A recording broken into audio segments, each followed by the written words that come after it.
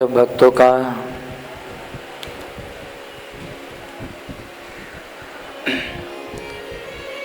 अंतर्राष्ट्रीय कृष्ण भावनामृत संघ की ओर से प्रस्थापित श्रीमद् भागवत कथा के इस चतुर्थ दिवस में हार्दिक स्वागत करते हैं। श्रीमद् भागवत जो साक्षात भगवान का स्वरूप है, श्रीमद् भागवत जो भगवान के चरित्रों की कथा है,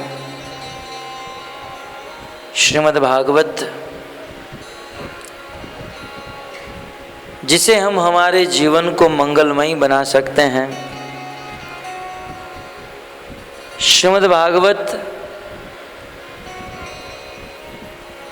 जो पंचम वेद है, श्रीमद् भागवत जो रस से भरा हुआ सागर है, श्रीमद् भागवत जीवन में शांति और समाज में क्रांति लाने वाला यह ग्रंथ है।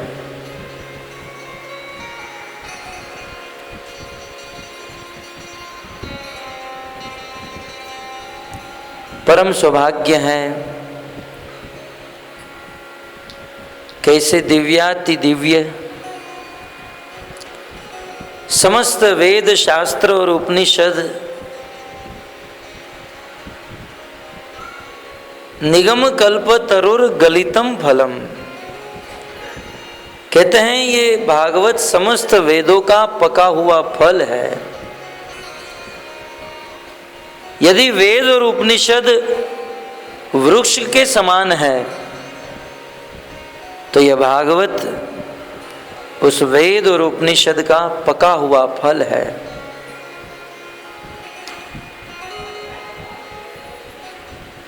सुखदेव गोस्वामी के मुख से जब यह भागवत रूपी पका हुआ फल स्पर्श हो गया, श्री वेद व्यास जी लिखते हैं तब तो ये अत्यंत मधुर हो गया। शुक मुकादये अमृत द्रव संयुतम, ये भागवत समस्त वेदों का पका हुआ फल है, अर्थात ये मधुर है। परंतु सुखदेव गोस्वामी ने जब इसे स्पर्श किया तब तो मधुराति मधुर हो गया। बज रहा है हरे कृष्णा कृष्णा हरे हरे हरे राम राम राम हरे हरे हरे कृष्णा कृष्णा कृष्णा हरे हरे हरे राम राम हरे हरे हरे कृष्णा कृष्णा कृष्णा हरे हरे राम राम हरे हरे।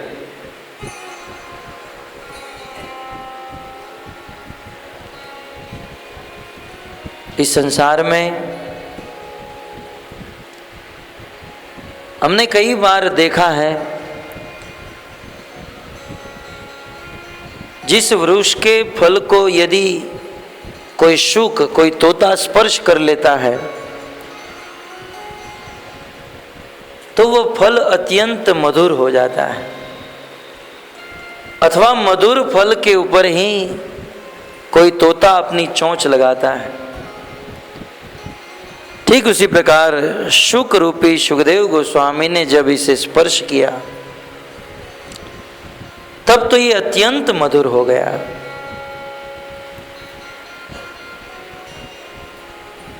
श्री वेद व्यास जी कहते हैं कि इस भागवत को पिबत भागवतम, इस भागवत को पीते रहिए, क्योंकि संसार में अन्य जितने भी साधन है, भगवान की प्राप्ति करने के अन्य जितने भी कर्म है, ये सभी साधन सभी कर्म भोजन के समान है। परंतु भगवान की प्राप्ति करने के लिए यह भागवत पीने के समान है। इसलिए कहते हैं इस भागवत को खाना नहीं है, पिबत भागवतम, इस भागवत को पीना है। भक्तों, कई बार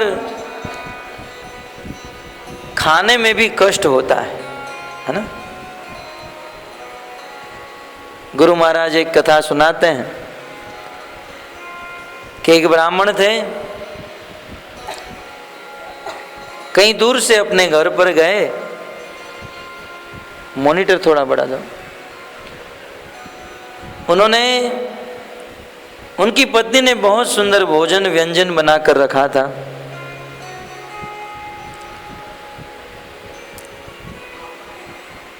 ब्राह्मण भोजन करने के लिए बैठे। पत्नी ने भोजन परोसा।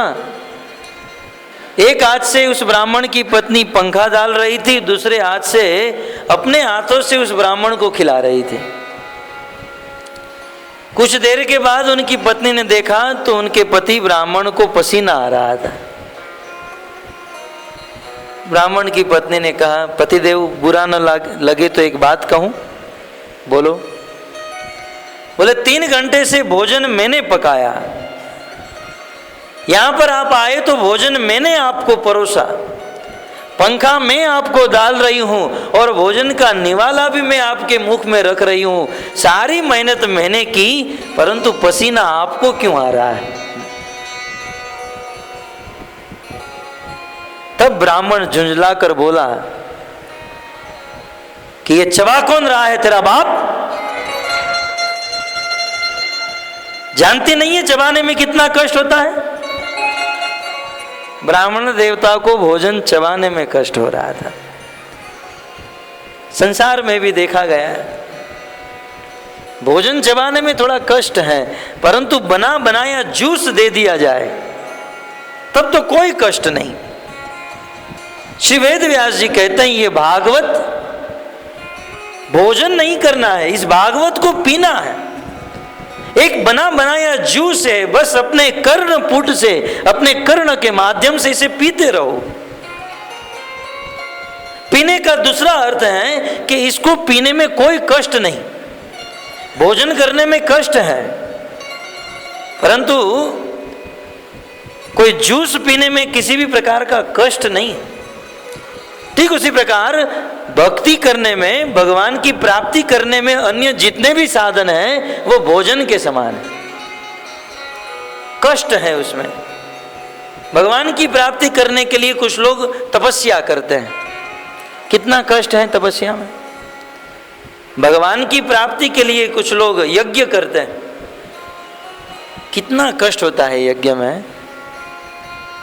जीवन में एक बार कोई नया घर लिया है और उसमें वास्तु यज्ञ करना है। पंडित जी को कहते हैं, पंडित जी यज्ञ करना है, जरा हमें क्या साधन सामग्री लाना है लिख कर दे दीजिए। पंडित जी लंबा लिस्ट देते हैं। यजमान जी कहते हैं, पंडित जी इतनी सारी चीज लानी पड़ेगी, थोड़ा डिस्काउंट कर दीजिए ना। आज के पंडित भी मल्टीपर्पस हो गए हैं। कोई बात नहीं, मैंने जो भी आपको लिखाया उसमें से आधा आधा लेकर आना, लेकिन दक्षिणा पूरी चाहिए, उसमें आधा नहीं चलेगा। यज्ञ प्रारंभ होता है और छोटा सा यज्ञ, छोटा सा हवन कुंड होता है, लेकिन उस यज्ञ में यजमान आधे घंटे भी नहीं बैठ सकते हैं। पंडित जी को कहते, पंडित जी जल्दी खत्म करो ना। जब छोटा सा वास्तु यज्ञ नहीं हो सकता है तो अश्वमेघ यज्ञ, वाजपेयी यज्ञ, ये बड़े बड़े यज्ञ कौन कर सकता है? कष्ट है इसमें। भगवान की प्राप्ति करने के लिए कुछ लोग दान करते हैं। परसों मैंने आपको कहा था, दान देने में भी कितना कष्ट है। तो भक्तों, इस संसार में भगवान की प्राप्ति के लिए अन्य जितने भी साधन हैं वो भोजन के समान कष्टदायक, कष्टमयी है। लेकिन वेद व्यास जी भागवत के प्रारंभ में ही लिखते हैं कि भगवत प्राप्ति करने के लिए ये भागवत श्रवण करना, ये भोजन के समान नहीं, ये पीने के समान, इसमें कोई कष्ट नहीं। बताइए, मैं बोल रहा हूं, आप सुन रहे हैं, इसमें कोई कष्ट है? कोई कष्ट नहीं। और उसमें भी 1.5 घंटे के बाद सबके लिए प्रसाद है, आनंद ही आनंद। और कई बार देखा भी गया है कि कुछ लोग अपने जीवन में, संसार में अनेकों कष्ट से ग्रस्त होते हैं। ये संसार तो दावानल के समान जल रहा है, लेकिन जलते हुए संसार से जब कोई व्यक्ति भागवत कथा सुनने के लिए आता है और जैसे ही भागवत में बैठता है तो उसे इतना शांति का अनुभव होता है, इतनी शांति का अनुभव होता है कि उसे नींद आ जाती है, सो जाता है ना। कई बार लोग भागवत में सोते हैं। एक बार मुंबई में हमारी कथा थी, कथा के बाद सब लोग बाहर निकल रहे थे तो मैं भी सबके साथ साथ, तो 2 बूढ़ी माता जी आपस में अनुमोदन कर रही थी। बोले, आज तो प्रभु जी ने क्या कथा कही, आज तो क्या कथा कही, बहुत आनंद आया, बहुत आनंद आया, बहुत आनंद आया। इतना आनंद आया कि 3 घंटे तक नींद नहीं उड़ी, 3 घंटे तक सोती रही। कितना आनंद! मुझे भी गर्व हो रहा था कि जहां संसार के लोग सोने के लिए नींद की गोली लेनी पड़ती है और यहां बिना नींद की गोली लिए नींद आ जाती है। शांति मिलती है। भक्तों, ये भक्ति का एक गुण है, शांति अव्यर्थ कालत्वम विरक्ति मान शून्यता आशा बंद समुत्कंठा। जब कोई व्यक्ति भगवत कथा सुनने के लिए उपस्थित होता है तो सर्वप्रथम उनके जीवन में क्या होता है? शांति।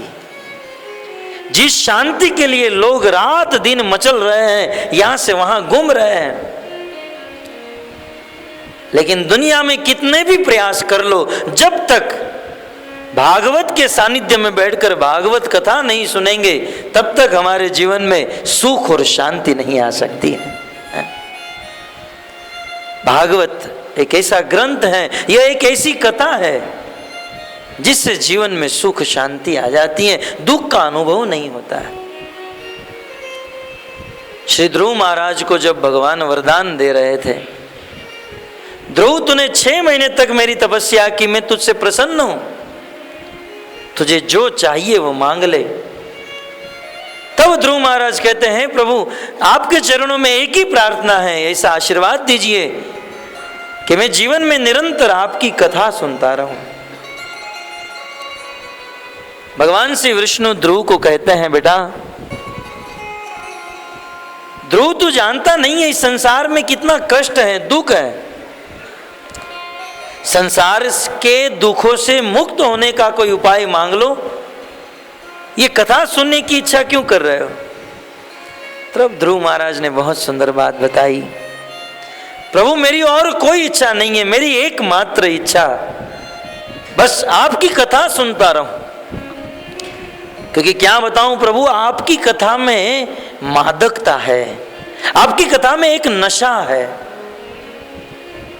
इस संसार में जब कोई व्यक्ति शराब पीता है तो जब अधिक पी लेता है तब उसे नशा चढ़ जाता है, मतवाला हो जाता है। और प्राय इस संसार में कुछ लोग शराब इसलिए पीते हैं क्योंकि संसार के अनेकों दुखों से ग्रस्त हैं। घर पर जाएंगे, पत्नी का दुख, लाइट का बिल आकर खड़ा है, टेलीफोन का बिल है, दूध का बिल, इतने बिल देना है, इतने लोग वसूली करने के लिए आते हैं, बिजनेस में लॉस हुआ, शरीर में रोग है, अनेकों प्रकार का दुख जब सताता है तब व्यक्ति शराब पी लेता है। और शराब पीकर जब नशा चढ़ता है तो व्यक्ति सारा दुख भूल जाता है। परंतु भक्तों, शराब पीने से व्यक्ति अपने दुख को कब तक भूल सकता है? 2 घंटा, 5 घंटा, ज्यादा से ज्यादा 10 घंटा। जैसे ही वह शराब का नशा उतर जाता है तुरंत वह सारे दुख फिर से खड़े हो जाते हैं। तो शराब का नशा मात्र कम समय के लिए, और मरने के बाद तो नरक में जाना पड़ता है। लेकिन ध्रुव महाराज कहते हैं, प्रभु धन्य है आपकी कथा, एक बार भी यदि कोई व्यक्ति आपकी कथा सुन लेता है तो आपकी कथा का नशा जीवन भर तक नहीं उतरता है, वे जीवन भर के लिए संसार के समस्त दुखों से मुक्त हो जाता है। तो भक्तों, ये है पिबत भागवतम। भागवत एक भगवान की प्राप्ति करने के लिए सरल और सुगम उपाय है। तब मानो हमारे मन में प्रश्न हो सकता है कि वेद व्यास जी कहते हैं इस भागवत को पीते रहिए। प्रश्न हो सकता है कि भागवत कब तक पिए, इसकी कुछ लिमिट होती है ना। 2 दिन पीना है, 45 मिनट पीना है, 5 दिन पीना है, 7 दिन पीना है। वेद व्यास जी कहते हैं पिबत भागवतम रसमालयम। जब तक मृत्यु न आ जाए तब तक इस भागवत को नित्य निरंतर पीते रहिए। नित्यम भागवत सेवया। इस भागवत को पीना कभी छोड़ना नहीं है। कई बार संसार में देखा गया है,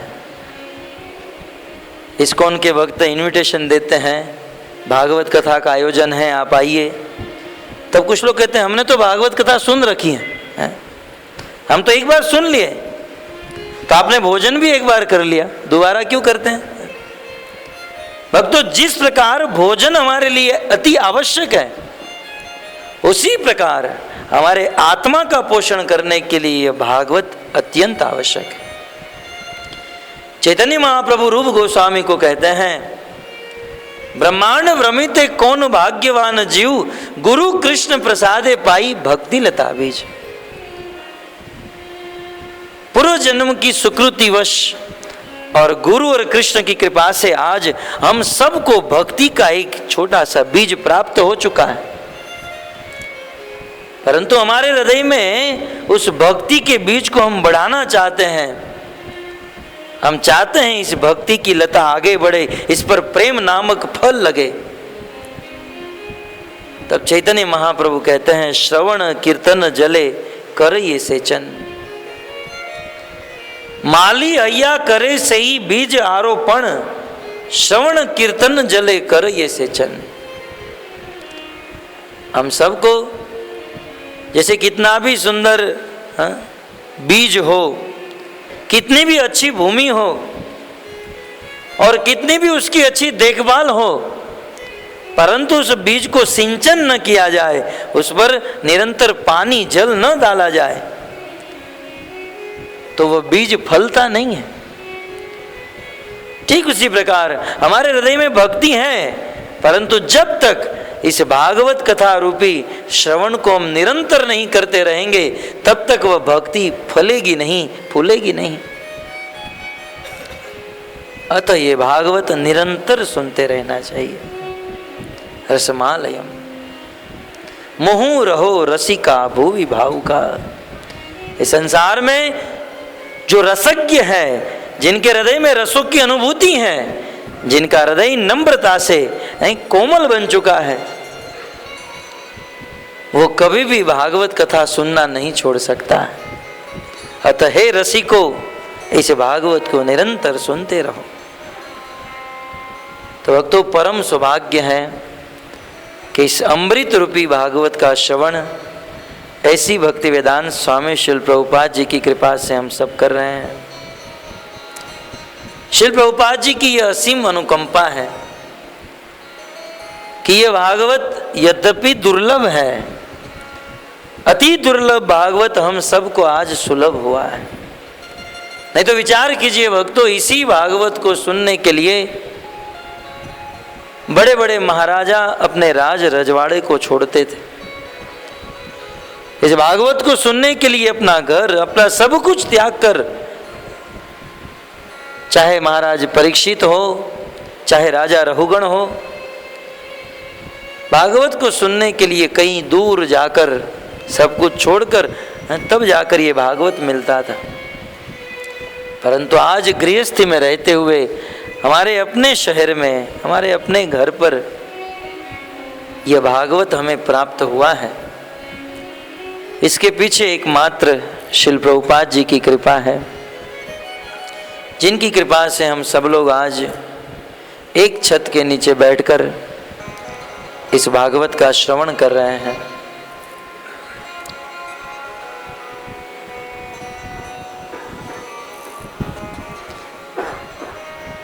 गत सत्र में हमने श्रवण किया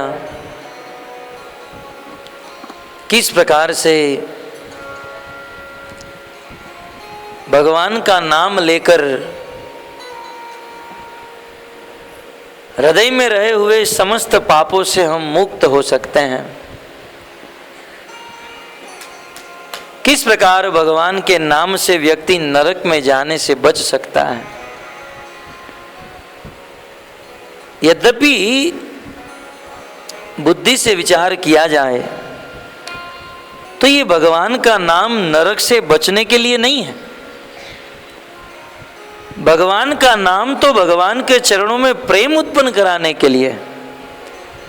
भगवान का नाम हम इसलिए लेते हैं क्योंकि भगवान के प्रति प्रेम उत्पन्न हो, ये हमारा लक्ष्य है। और नरक से बचना, पापों से मुक्त होना, ये तो बोनस में अपने आप हो जाता है। श्री विश्वनाथ चक्रवर्ती ठाकुर एक दृष्टांत देते हुए कहते हैं, यदि कोई व्यक्ति भगवान का नाम नरक में जाने से बचने के लिए या पापों से मुक्त होने के लिए ग्रहण करे, तब तो वो वैसा ही होगा जैसे कोई व्यक्ति अपने घर के चूहे को मारने के लिए किसी शेर को बांध कर रखे। किसी के घर पर सिंह, जंगल का राजा, किसी के घर पर एक सिंह बंधा हुआ था। पूछा गया, भाई साहब लोग अपने घर पर कुत्ते पालते हैं, गाय पालते हैं, आपने सिंह को बांध कर रखा है, क्यों, कारण क्या है? बोले घर पर चूहे बहुत हो गए हैं ना। चूहे के को मारने के लिए सिंह की जरूरत नहीं, बिल्ली काफी है? वैसे नरक में जाने से बचने के लिए, पापों से मुक्त होने के लिए भगवान के नाम की जरूरत नहीं, भगवान के नाम का आभास, भगवान का नाम लेने की इच्छा ही काफी है। वास्तव में भगवान का नाम तो भगवान के चरणों में प्रेम उत्पन्न करने के लिए होना चाहिए। और यही है मनुष्य जीवन का सबसे बड़ा लक्ष्य, सबसे बड़ा उद्देश्य। भक्तों, भगवान का नाम लेकर अनेकों भक्तों का उद्धार हुआ और उनमें से एक सुखदेव गोस्वामी जिसके विषय में कहते हैं, कान्य कुब्जे द्विज कश्चित दासी पति अजामिल, नामना नष्ट सदाचारो दास्या संसर्ग दूषित। अजामिल नाम का एक पापी, वे प्रारंभ में पापी नहीं था। कहते हैं ये तो अपने पिता का एक सुसंस्कृत पुत्र था, वेद पाठी ब्राह्मण था, वेदों के अनेकों मंत्रों को याद करके रखा था, पिता का आज्ञाकारी पुत्र। एक दिन इनके पिता ने यज्ञ करने के लिए संविदा लाने के लिए भेजा। अजामिल वन में लकड़ी काटने के लिए गया। वन के लकड़े को काटकर बोरी बांधकर मस्तक पर चढ़ाकर वे घर की ओर लौट रहा था। उसी समय अजामिल ने अपने जीवन में एक अद्भुत दृश्य देखा, एक ऐसा दृश्य जिसने अजामिल के जीवन को नरक की ओर खींच लिया। एक ऐसा दृश्य जिसने अजामिल के जीवन को बर्बाद करके रख दिया। एक ऐसा दृश्य जिसने अजामिल के माता और पिता को मार डाला। एक ऐसा दृश्य जिसने अजामिल की पत्नी को घर से बाहर निकाल दिया। ऐसा दृश्य अजामिल ने देखा। वह दृश्य क्या था? एक शूद्र शराब के नशे में चूर था और उसके साथ एक वेश्या थी। उस वेश्या ने भी शराब पी रखी थी। दोनों शराब के नशे में मतवाले थे, एक दूसरे का आलिंगन कर रहे थे, चुंबन कर रहे थे, अपने मुख से एक दूसरे की प्रशंसा कर रहे थे। शराब के नशे में अपने वस्त्र का कोई ज्ञान नहीं था। धीरे धीरे उनके वस्त्र सरक रहे थे। अजामिल, यह बालक ने जब वो लकड़े लेकर घर पर जा रहा था, इनकी एक दृष्टि इस गलत दृश्य के ऊपर गई, परंतु वेद पाठी ब्राह्मण था, सुसंस्कृत पुत्र था, पिता के संस्कार थे। तुरंत अजामिल ने अपने मन में सोच लिया कि यह गलत दृश्य है, ऐसे दृश्य को देखना नहीं चाहिए। अजामिल ने अपना मुख मोड़ लिया और अपने रास्ते पर चलने लगा। परंतु भक्तों, एक संसार का कटु सत्य है, इस जगत के अच्छे दृश्य हमारे मन पर इतने गहराई की छाप नहीं छोड़ते हैं जितने बुरे दृश्य की छाप होती है। राधा श्याम सुंदर ने कल कौन से रंग के कपड़े पहने थे आज किसी को याद नहीं है, परंतु 10 साल पहले जो गलत और गंदा दृश्य किसी ने देखा है आज भी वह तरोताजा है। अच्छे दृश्य का प्रभाव हमारे मन पर इतना जल्दी नहीं होता है, लेकिन बुरे दृश्य का प्रभाव हमारे मन पर बहुत गहरी छाप छोड़ देता है, बहुत गहरा प्रभाव छोड़ देता है। अजामिल ने यद्यपि इस गलत दृश्य को देखकर अपना मुख मोड़ लिया, परंतु वह दृश्य आंखों के माध्यम से मन में आ गया। अजामिल ललचा गया और एक बार फिर से उन्होंने घूमकर देखा उस वेश्या और शूद्र का संग। फिर से अपने आप को, अपनी बुद्धि से अपने मन को रोका और चलने लगा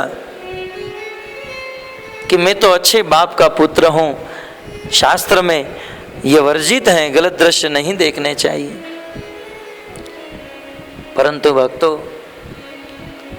शास्त्र का एक सिद्धांत है, यदि हमने हमारी इंद्रियों को थोड़ा भी चांस दे दिया, ये हमारी इंद्रियां भोगों की ओर बह रही है, हमारी इंद्रियां भोग भोगना चाहती हैं। साधक को सदैव सावधान रहना चाहिए। एक साधक यदि अपनी इंद्रियों को एक पॉइंट भी यदि उनको रास्ता दे दिया तो वह इंद्रियां गलत वस्तु की ओर चली जाएगी।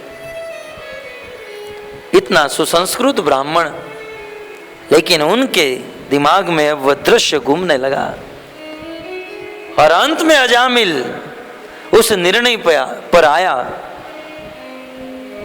बोले मेरा जन्म ब्राह्मण परिवार में हुआ, रात दिन ये यज्ञ और यज्ञ का धुआं खा खा कर मर रहा हूं, वास्तविक सुख और आनंद तो ये शूद्र और वेश्या ले रहे हैं। तुरंत अजामिल ने वह लकड़े की बोरी नीचे उतारी, उनमें से एक लकड़ा खींचकर उस शूद्र के मस्तक पर मारा, वो वहीं पर मर गया और उस वेश्या को लेकर अपने घर पर आया। अजामिल के पिता यह दृश्य नहीं देख सके, घर को छोड़कर निकल गए। उनकी मां ने एक कुएं में गिरकर आत्महत्या कर ली और अजामिल इस वेश्या के साथ रहने लगा। धीरे धीरे करके वेश्या के गर्भ से पुत्र उत्पन्न हुए। कल आपने सुना 10 तेषाम तु यौवनम, 88 साल की आयु में अजामिल ने 10वें पुत्र को जन्म दिया। भक्तों, इस प्रसंग में अनेकों शिक्षा है। प्रथम शिक्षा तो ये है कि आपने कल सुना अजामिल कितने पापों में उलझ गया था। अजामिल ब्राह्मण था, सुसंस्कृत था, लेकिन फिर भी संसार का सबसे बड़ा पापी बन गया। इसके पीछे एकमात्र कारण वह दृश्य, एक दृश्य ने अजामिल के जीवन का खात्मा कर दिया, पतन कर दिया। भक्तों, एक दृश्य ने अजामिल के जीवन को बिगाड़ दिया और हम पैसे खर्च कर करके, धन व्यतीत करके हमारे घर पर टीवी लाते हैं, केबल लाते हैं, डिश टीवी लाते हैं और हम और हमारे बच्चों को गंदे गंदे चित्र दिखाते हैं। क्या हमारे बच्चों का और हमारा पतन नहीं होगा? हमारे इतिहास प्रमाण है भक्तों, एक गलत दृश्य देखने का प्रभाव, और हम लोग तो रात दिन ऐसे गलत दृश्य देखते हैं। अतः ऐसे गलत दृश्य से बचना चाहिए। अपने आप को बचाना चाहिए, अपने संतानों को बचाना चाहिए। आज कई माता पिता ये कंप्लेंट करते हैं कि हमने तो हमारे बच्चों को गलत संस्कार नहीं दिए, लेकिन फिर भी हमारा बच्चा बिगड़ रहा है। क्यों? क्योंकि तेरा बच्चा टीवी देख रहा है। भले हम अच्छे संस्कार देख रहे हैं, लेकिन टीवी से, ये गलत दृश्य से बच्चों की बुद्धि बिगड़ रही है। अतः अच्छे संस्कार देने चाहिए।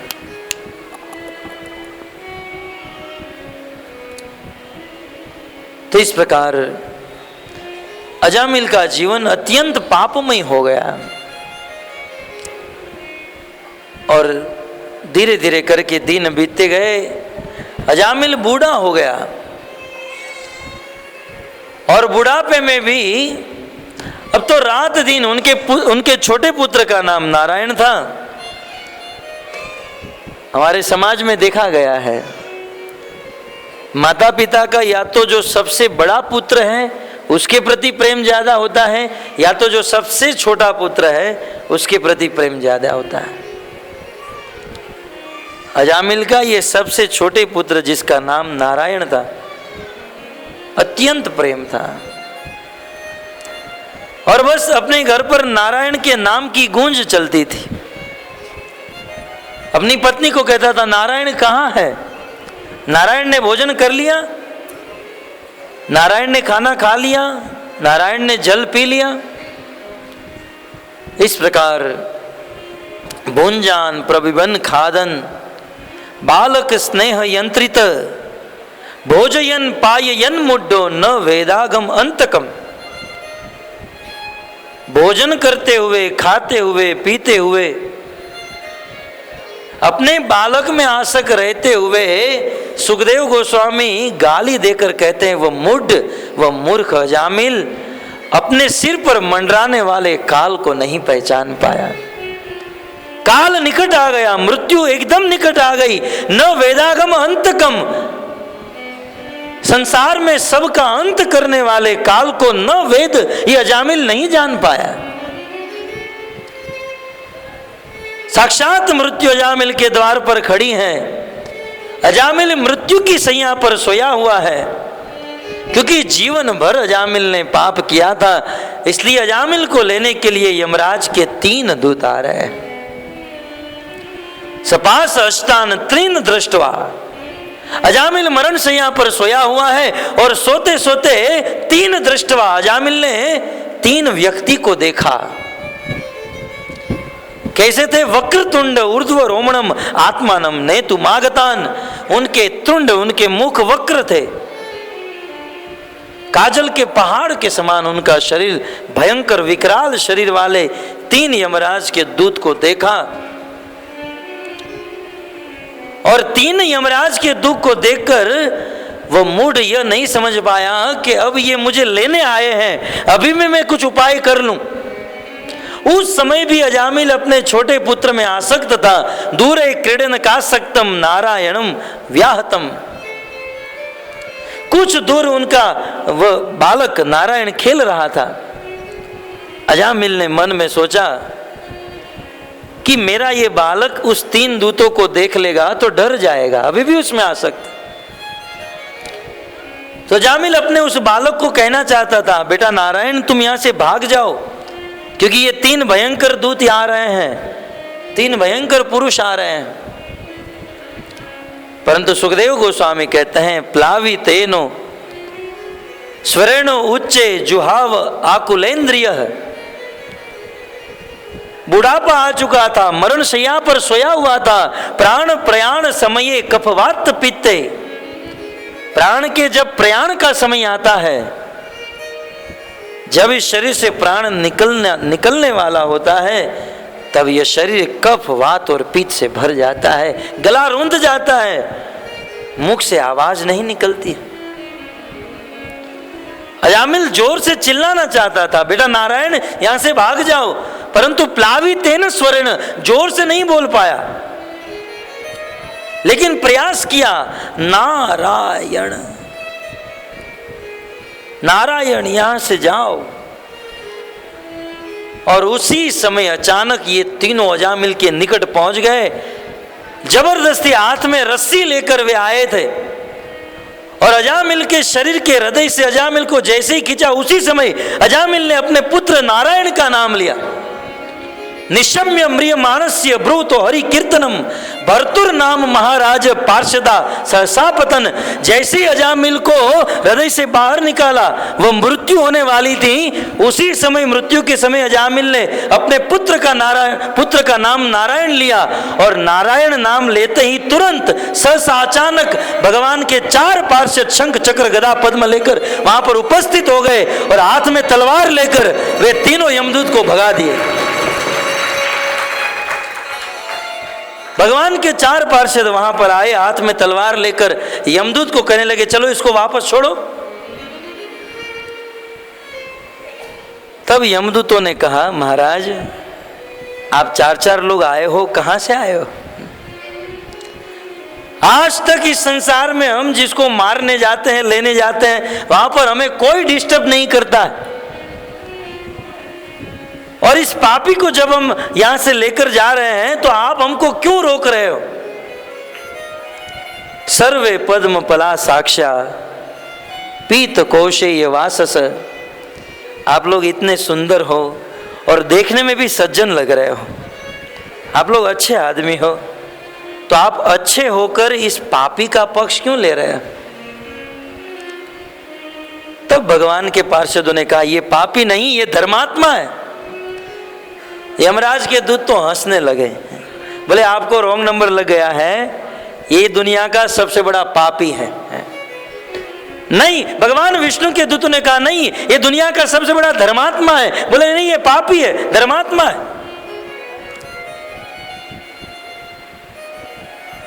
तब यमराज के दूतों ने कहा, अच्छा आप इसे धर्मात्मा क्यों कह रहे हो?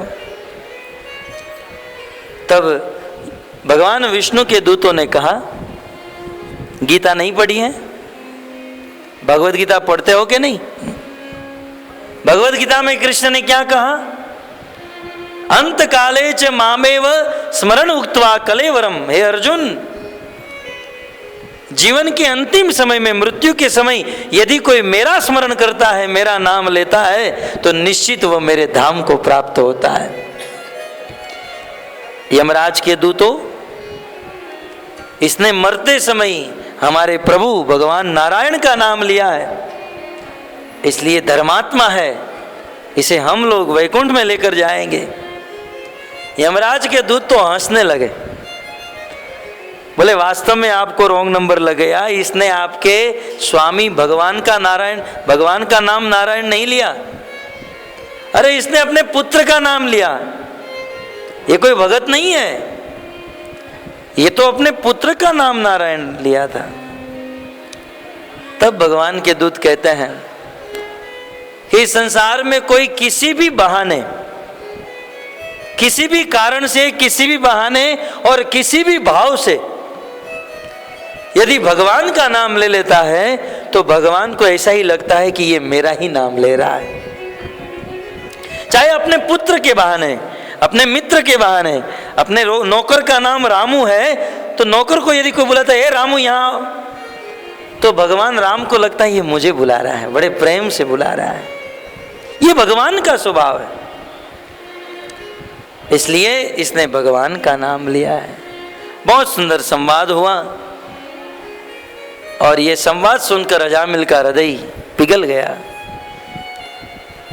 कहते हैं यमदूतों ने अजामिल को छोड़ दिया।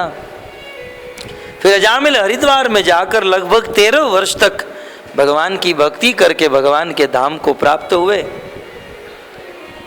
परंतु यहाँ यमराज के दूत आज क्रोधित हो गए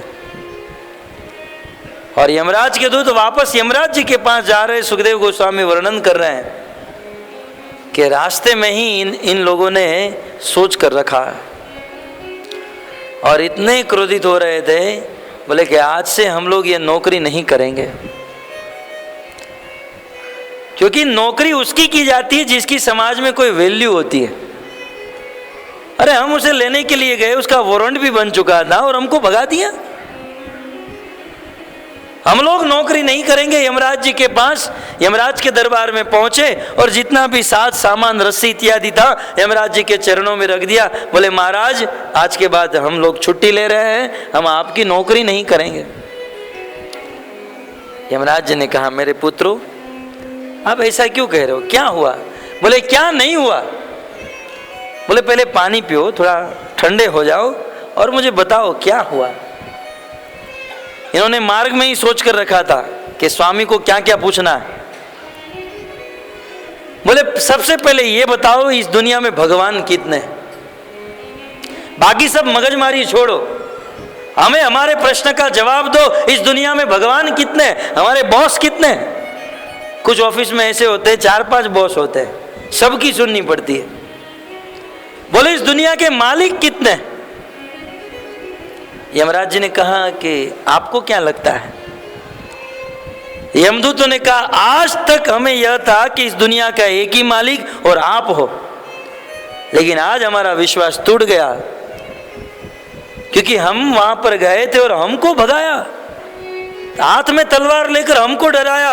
अरे हम लोग काल पूरे दुनिया को डराते हैं और वो 4 हमको डराकर भाग गए, वहां से भगा दिए हमको। भगवान कौन है पहले मुझे हमें ये बताओ। तब यमराज जी कहते हैं कि आपकी गलती नहीं, ये मेरी गलती है, क्योंकि संसार में जब कोई व्यक्ति गलती करता है तो ये उनकी नहीं, उनके स्वामी की गलती मानी जाती है। बैठो और ध्यान से सुनो। आप जैसा समझते हो कि मैं आपका भगवान, मैं इस जगत का भगवान, तो मैं भगवान नहीं हूं। ये सत्य है, सबका मालिक एक, इस जगत में एक ही भगवान है, और ये भगवान एकमात्र कृष्ण है। और उसी कृष्ण के आदेश से मैं, सूर्य, चंद्र, तारे, शिव, ब्रह्मा, ये सब लोग काम करते हैं। और मैं सारी बात समझ गया कि आप अजामिल के पास गए होंगे, उन्होंने भगवान का नाम लिया होगा और आपको वहां से भगा दिया। हे यमदूतों, अब आप लोग कान खोलकर सुन लो।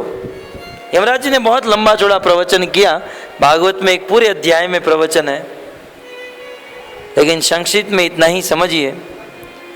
यमराज जी ने अंत में कह दिया, आप लोग लिखना है तो लिख लो, सुनना है तो सुन लो। मैं अब एक अंतिम वचन कह रहा हूं कि आपको किसके पास जाना है और किसके पास नहीं जाना है। इस संसार में जो व्यक्ति भगवान श्री कृष्ण का नाम लेता है, उसके पास आपको भूल से भी नहीं जाना है। और जो कृष्ण का नाम नहीं लेता है,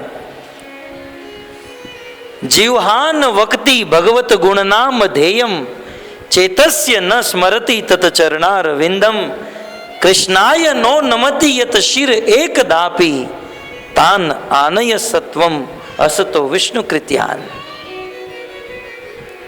हे मेरे दूतों, ध्यान से सुनो। इस जगत में जिस मनुष्य की जीवा भगवत गुण नाम ध्येयम न वक्ति, जिसकी जीवा से, जिसके मुख से भगवान श्री कृष्ण के गुण, रूप और नाम नहीं निकलता है, ऐसे सालों को पकड़ पकड़ कर लाओ। हम लोग बहुत पीटेंगे उसे, भागवत में लिखा है, हम लोग उसे बहुत मारेंगे, क्योंकि मनुष्य जीवन प्राप्त करके भजन नहीं करने वाले को दंड देंगे। तब यमराज के दूतों ने कहा, महाराज, संसार में कुछ लोग गूंगे होते हैं और वो तो बेचारे नाम ले ही नहीं सकते हैं, तो वो तो बिना कारण के मारे जाएंगे। बोले कोई बात नहीं, जो लोग भगवान का नाम नहीं ले सकते हैं, हो सकता है कुछ लोग ऑफिस में जाते हैं, स्कूल में, कॉलेज में, नो प्रॉब्लम। ऐसी स्थिति जब जीवन में आ जाए जहां पर भगवान का नाम न ले सको, तो भगवान का स्मरण तो कर सकते हैं। चेतस्य न स्मरति। अब यमराज जी ने दूसरा नियम बताया, इस जगत में जाओ और जो लोग भगवान श्री कृष्ण का अपने मन में स्मरण नहीं करते हैं, उनको पकड़ पकड़ कर लाओ। तब यमराज जी के दूत ने कहा, संसार में कुछ लोग ऐसे हैं जो बिल्कुल बुद्धू हैं, वो उसका दिमाग, उसका मन काम ही नहीं करता है, जो पागल होते हैं। तब क्या करे? तब यमराज जी ने अंत में कह दिया, ठीक है कोई बात नहीं, जीवहा नहीं है, बोल नहीं सकता है, कोई बात नहीं। अच्छा, मन में स्मरण नहीं कर सकता है, कोई बात नहीं, भगवान को प्रणाम तो कर सकता है। इस संसार में जो व्यक्ति कृष्ण को प्रणाम नहीं करता है, कृष्णाय न नमति, कृष्ण के चरणों में न नमति, शिर एक दापी, एक बार भी जो कृष्ण के चरणों में नहीं झुकता है, ऐसे लोगों को पकड़ कर लाओ, नरक में हम उसको अनेक प्रकार की सजा देंगे। तो इस प्रकार से यमराज जी का यह अंतिम वचन, और हम भी यदि थोड़ी सी बुद्धि रखते हैं, भाव और श्रद्धा रखते हैं, तो इस बात को समझ सकते हैं कि यदि हमें नरक से बचना है, और नरक से बचना तो दूर की बात है, भगवान के चरणों में प्रेम उत्पन्न करना है, तो इसके लिए सबसे बड़ा साधन भगवान की कथा, भगवत कथा। इसका ज्वलन प्रमाण है देवी रुक्मणी। भक्तों, भगवान श्री कृष्ण द्वारिका में रह रहे थे। द्वारिका गुजरात में पड़ता है, और उसी समय महाराष्ट्र में विदर्भ देश के राजा भीष्मक और कुंडिनपुर में जिसका जन्म हुआ, ऐसे राजा भीष्मक की पुत्री देवी रुक्मणी, रुक्मणी दिलो जान से भगवान श्री कृष्ण से प्रेम करने लगी। पिता भीष्मक, उनके भाई, ये सब लोग रुक्मणी का विवाह कृष्ण के साथ कराना चाहते थे, लेकिन जो सबसे बड़ा भाई जिसका नाम था रुक्मी, ये अपनी बहन का विवाह शिशुपाल के साथ कराना चाहते थे। शिशुपाल के साथ विवाह तय हो गया। बस 2 दिन के बाद रुक्मणी का विवाह शिशुपाल के साथ होने जा रहा है, और उसी समय देवी रुक्मणी ब्राह्मण के द्वारा एक पत्र भगवान श्री कृष्ण के पास भेजती हैं। द्वारिका में रहकर भगवान श्री कृष्ण उस पत्र को पढ़ते हैं। देवी रुक्मणी उस पत्र में 7 श्लोक लिखकर भगवान को संबोधन करती हैं। हे भुवन सुंदर, हे कृष्ण, कृष्ण आपके गुण, आपके रूप, आपकी लीला, आपका कुल, आपका धन ऐश्वर्य, आपका यह सब कुछ सामर्थ्य देखकर मैं आपसे प्रेम कर चुकी हूं। और कृष्ण, मेरा आपसे इतना प्रेम है कि यदि आप मुझसे विवाह नहीं करोगे तो मैं आत्महत्या करके मर जाऊंगी। उस समय देवी रुक्मणी लिखती है कि कृष्ण, आपके मन में यह प्रश्न होता होगा कि जो महिला मुझे कभी मिली नहीं, जिस स्त्री के साथ मेरी कभी बात भी नहीं हुई, फिर भी वो मुझसे इतना प्रेम क्यों करती है ना? इस जगत में ऐसे व्यक्ति से कैसे प्रेम कर सकते हैं जिसको हमने कभी देखा नहीं, जिसके साथ हमने कभी फोन में और मोबाइल में भी बात नहीं की। आज तक कृष्ण और रुक्मणी कभी मिले नहीं थे, कभी बात भी नहीं किए थे। कृष्ण, आपको मन में प्रश्न हो सकता है कि बिना मिले, बिना बातचीत किए इतना प्रेम कैसे उत्पन्न हो गया? तब देवी रुक्मणी इसका उत्तर देती हैं, श्रुत्वा गुणान भुवन सुंदर शृण्वताम ते।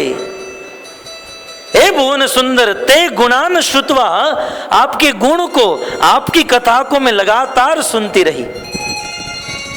हमारे घर पर नारद, वेदव्यास, अनेक ऋषि मुनि आते थे, उनकी सेवा करके उनके मुख से मैं आपकी कथा निरंतर सुनती रहती थी, और आपकी कथा सुन सुनकर मुझे आपसे इतना प्रेम हो गया, बस अब मैं आपसे विवाह के बिना रह नहीं सकती हूँ, आपके बिना जी नहीं सकती हूँ। मैं मेरे मन को, मेरे चित्त को रोकने का प्रयास कर रही हूँ, लेकिन आपकी कथा से इतना प्रेम उत्पन्न हो गया है कि निर्लज्ज होकर मेरा चित्त आप में पूर्ण रूप से लग चुका है। संसार की कोई लज्जा, निर्लज्ज होकर मेरा चित्त आप में लग गया है। बहुत सुंदर बात। कृष्ण ने यह कहा देवी रुक्मणी को कि कुलवती नारी के लिए है एक अच्छे परिवार की नारी के लिए किसी पर पुरुष को ऐसा पत्र लिखना ठीक नहीं है रुक्मणी। लेकिन रुक्मणी ने इतनी सुंदर बात कही, कृष्ण आपका स्वरूप ही इतना सुंदर है, आपका सामर्थ्य, इस संसार में यदि कोई व्यक्ति एक बार भी आपके विषय में सुन ले तो वो व्यक्ति संसार की समस्त मर्यादाओं को तोड़कर, समस्त लज्जा को तोड़कर आपके पास चला आएगा। सत्य बात है भक्तों। आज हम लोग भगवान की भक्ति करने के लिए गले में कंठी, भाल में तिलक और हाथ में माला रखने के लिए लज्जा महसूस करते हैं, है ना। कई बार हम कुछ लोगों को कहते हैं आप तिलक कीजिए, तब लज्जा आती है, लज्जित हो जाते हैं, तिलक करेंगे। हाथ में माला रखना भी कुछ लोगों को लज्जा आती है। इस दुनिया का सबसे बड़ा एक रोग है। एक संत ने बहुत सुंदर कहा, सबसे बड़ा है रोग, सबसे बड़ा है रोग क्या कहेंगे लोग। सबसे बड़ा रोग क्या है कि लोग क्या कहेंगे। यदि मैं कॉलेज में तिलक करके जाऊंगा तो लड़कियां क्या कहेगी, संसार के लोग क्या कहेंगे, ऑफिस वाले क्या कहेंगे, बिल्डिंग वाले क्या कहेंगे। परंतु भक्तों, ये लज्जा कब तक है? जब तक भगवान के विषय में हम पूर्ण रूप से सुनते नहीं हैं। एक बार भी भगवान के विषय में सुन लिया ना, एक बार भी कृष्ण को जिसने पूर्ण रूप से जान लिया, फिर वह दुनिया का रहता नहीं है, वह तो कृष्ण का हो जाता है। और इसके ज्वलंत प्रमाण चैतन्य महाप्रभु। आपने चैतन्य महाप्रभु के विषय में सुना होगा। चैतन्य महाप्रभु जब भगवान कृष्ण का नाम लेते थे, महामंत्र गाते थे, तो पागलों की तरह पागलों की तरह नाचते हुए, गाते हुए, आंखों से कभी आंसू निकलता था, कभी हंसते थे, नाचते गाते हुए भगवान का नाम लेते थे। और उसी समय चैतन्य महाप्रभु के गुरु भाई प्रकाशानंद सरस्वती उनको मिले और कहे कि तुम तो मेरे गुरु भाई हो, हम दोनों ईश्वरपुरी के शिष्य हैं। अरे एक सन्यासी को चाहिए किसी आसन पर बैठकर वेदों के मंत्र का उच्चारण करे, ये पागलों की तरह नाचते हुए गाते हुए भगवान का नाम क्यों ले रहे हो? कई बार इस जगत में भी कुछ लोगों को प्रश्न होता है कि इस्कॉन वाले इतना नाचते क्यों हैं? अरे भाई, भगवान का नाम लेना है तो घर पे एक कोने में बैठ कर लो। ये जगन्नाथ रथ यात्रा में नाच कर कूद कर, ये क्यों? इसका उत्तर यहां पर आ रहा है। देवी रुक्मणी कह रही है कि आपकी कथा सुनकर सारी लज्जा चली गई। और चैतन्य महाप्रभु को पूछा गया कि इस प्रकार पागलों की तरह नाचते हुए गाते हुए नाम ले रहे हो?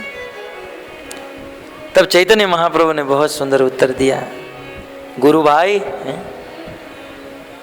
मैं अपने गुरु के पास गया था और मैंने गुरु जी से कहा कि आप मुझे वेदों का, शास्त्र का ज्ञान दीजिए।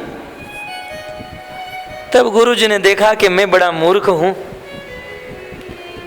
गुरुजी ने मुझे आदेश दे दिया कि तुम मूर्ख हो, तुम वेद शास्त्र समझ नहीं पाओगे। चैतन्य चरितामृत में लिखा है, सीधा कहते हैं, गुरु मोहे मूर्ख जानी करील शासन। गुरु ने मुझे मूर्ख समझा और मेरा ऊपर एक शासन, मुझे आदेश दिया, कहा कि तुम वेद और शास्त्र समझ नहीं सकते हो, पढ़ नहीं सकते हो। समस्त वेद और शास्त्र का एकमात्र सार भगवान का नाम है। जैसे समस्त नदियां आखिर में समुद्र में मिल जाती हैं, वैसे समस्त वेद शास्त्र के सिद्धांत आखिर तो भगवान के नाम में ही मिल जाते हैं। इसलिए शास्त्र का सार भगवान का नाम है। तुम ये महामंत्र जपो। तो गुरु भाई, गुरु जी ने महामंत्र दिया और उस दिन से मैं महामंत्र जपने लगा। लेकिन जैसे जैसे मैं महामंत्र जपता गया, अद्भुत चमत्कार होने लगा। और मैं दोबारा फिर से गुरु जी के पास गया, दोनों हाथ जोड़कर प्रणाम किया और गुरु जी से निवेदन किया, कीबा मंत्र दिला गोसाई, कीबा तार बल। गुरु जी, आपने ये कैसा मंत्र दे दिया? वैसे तो ये साधारण लगता है, हरे कृष्ण कृष्ण कृष्ण हरे हरे, हरे राम राम राम हरे। लेकिन इसका क्या प्रभाव है, इसका क्या बल है। किबा मंत्र दिला गोसाई, किबा तार बल, जपीते जपीते नाम करिल पागल। मैं जैसे जैसे ये महामंत्र जपता जा रहा हूं, मैं पागल सा होता जा रहा हूं।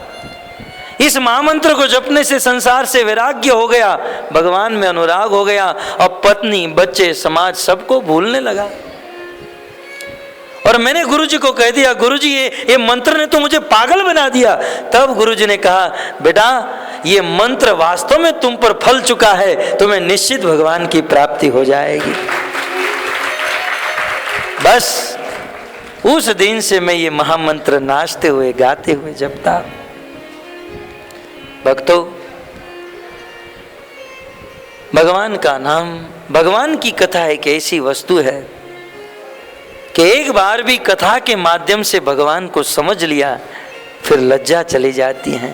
लज्जा चली गई चैतन्य महाप्रभु की है, लज्जा चली गई मीराबाई की है, कोई लज्जा नहीं, बस उनका चित्त भगवान के साथ जुड़ गया। तो आज देवी रुक्मणी यही कह रही है, हे कृष्ण, आपकी कथा सुनकर मेरा मन आप में लग चुका है, मैं आपसे विवाह करना चाहती हूँ। भक्तों, आज हम भी, और आगे यही हुआ ना कि देवी रुक्मणी का मन भगवान में लग चुका, और रुक्मणी के समर्पण को देखकर भगवान श्री कृष्ण तुरंत देरी नहीं किए, क्योंकि बस परसों ही विवाह होने वाला था और गुजरात से महाराष्ट्र जाना था। भगवान श्री कृष्ण ने तुरंत 4 घोड़े वाले रथ को तैयार किया, सवार हुए, ब्राह्मण को लेकर वायु वेग से महाराष्ट्र में पहुंचे। और उसी समय कुल परंपरा के अनुसार देवी रुक्मणी गिरिजा जी की पूजा करने के लिए मंदिर में गई, और मंदिर से जब वापस लौट रही थी, शिशुपाल, जरासंध आदि अनेकों राजा महाराजा लाखों का सैन्य लेकर खड़े थे। लेकिन उसी समय भगवान श्री कृष्ण बिजली की तरह प्रकट हो गए। जैसे बिजली होती है, बिजली होकर गरज कर चली जाती है। कुछ लोग प्रश्न करते हैं, कहां से हुई, कब हुई, कहां चली गई। भगवान श्री कृष्ण बिजली की तरह प्रकट हुए और रुक्मणी को लेकर वैसे चले गए जैसे बिजली। सब लोग देखते रह गए, आंखें खुली और देखा रुक्मणी कहां गई। तो भगवान श्री कृष्ण रुक्मणी को तो उड़ाकर वैसे ले गए। श्री सुखदेव गोस्वामी कहते हैं, जैसे बाज झपट मारते हुए किसी सांप को लेकर चला जाता है, जैसे सिंह हजारों सियारों के बीच में से अपने भाग को लेकर चला जाता है, वैसे भगवान श्री कृष्ण ये जरासंध, शिशुपाल जैसे सियारों के बीच में से रुक्मणी को उठाकर लेकर चले गए। हरे कृष्णा कृष्णा कृष्णा हरे हरे, हरे राम राम राम हरे हरे। तो भक्तों, जिस प्रकार से भगवान रुक्मणी को लेकर गए, उसी प्रकार भगवान श्री कृष्ण हमें भी इस जगत से लेकर अपने धाम में लेकर जाएंगे। परंतु कब? जब रुक्मणी की तरह समर्पण होगा। और ये समर्पण रुक्मणी में कहां से आया? श्रुतवा गुणान भुवन सुंदर शुण्वताम ते। रुक्मणी के अंदर यह प्रेम, यह समर्पण कृष्ण के विषय में सुनकर आया। तो भक्तों, अब तक नए भक्तों के लिए कथा हुई, अजामिल प्रसंग और हरि नाम की महिमा। लेकिन अब और यहाँ से हम जो पुराने भक्त हैं, दीक्षित भक्त हैं, और जो दीक्षित नहीं है, जिसके हृदय में कृष्ण के प्रति प्रेम भाव और श्रद्धा है, अब कथा के लेवल को थोड़ा बढ़ा रहे हैं और थोड़ा ऊपर कर रहे हैं, और हम सीधे 10वें स्कंद में जा रहे हैं। और 10वें स्कंद से यहाँ से हम भगवान श्री कृष्ण की मथुरा लीला प्रारंभ कर रहे हैं। आइए, ये लीला प्रारंभ करने के पहले 2 मिनट भगवान के नाम का संकीर्तन किया जाए। हरे कृष्णा कृष्ण कृष्ण हरे हरे, हरे राम राम राम हरे हरे।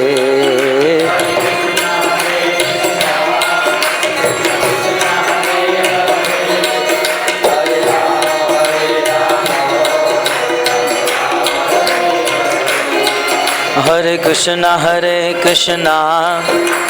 कृष्णा हरे हरे, हरे राम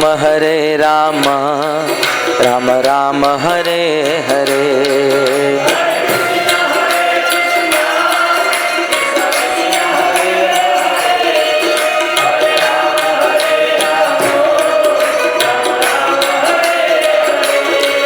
हरे कृष्णा कृष्णा कृष्णा हरे हरे, हरे राम राम राम हरे हरे। प्रेम से गाइए भगवान का नाम।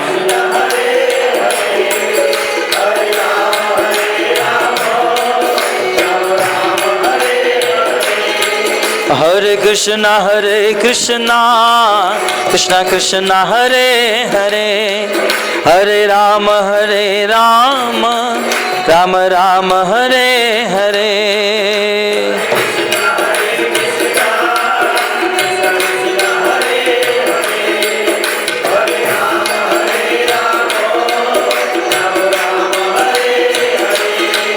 हरे कृष्णा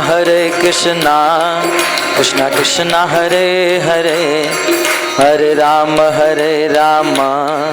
राम राम हरे हरे।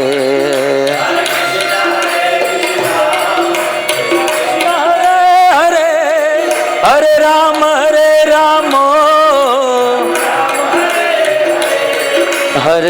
हरे कृष्णा कृष्णा हरे हरे, हरे राम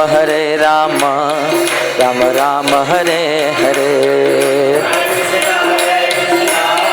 कृष्ण कृष्ण हरे हरे, हरे राम हरे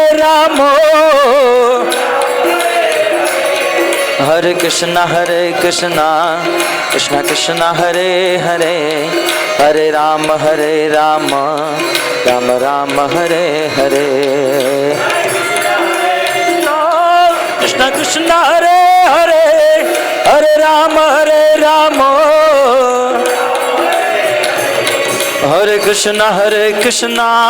कृष्ण कृष्ण हरे हरे, हरे राम राम हरे हरे।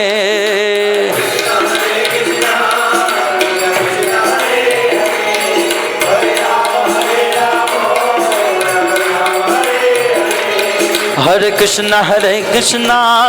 कृष्ण कृष्ण हरे हरे, हरे राम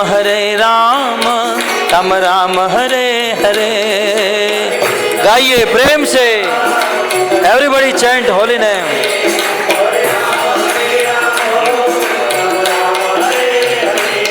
हरे कृष्ण कृष्ण हरे हरे, हरे राम राम राम हरे हरे। कृष्ण हरे हरे, हरे राम राम राम। हरे कृष्ण कृष्ण हरे हरे, हरे राम राम राम हरे हरे।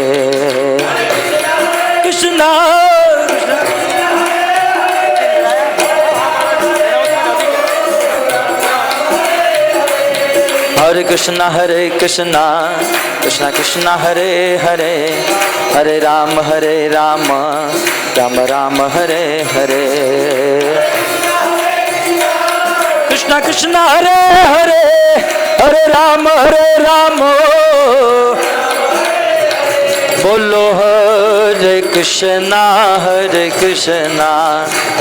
कृष्ण कृष्ण हरे हरे, हरे राम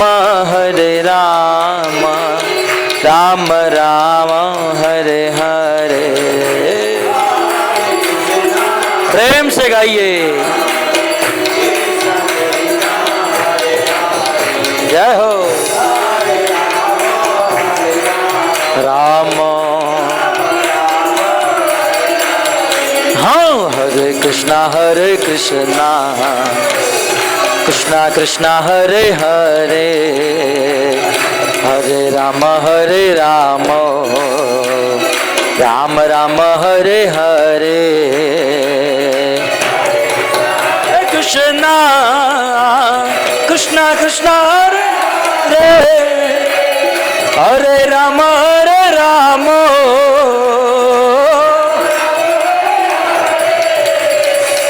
हरे कृष्णा कृष्णा कृष्णा हरे हरे हरे राम राम राम हरे हरे हरे कृष्णा कृष्णा कृष्णा हरे हरे हरे राम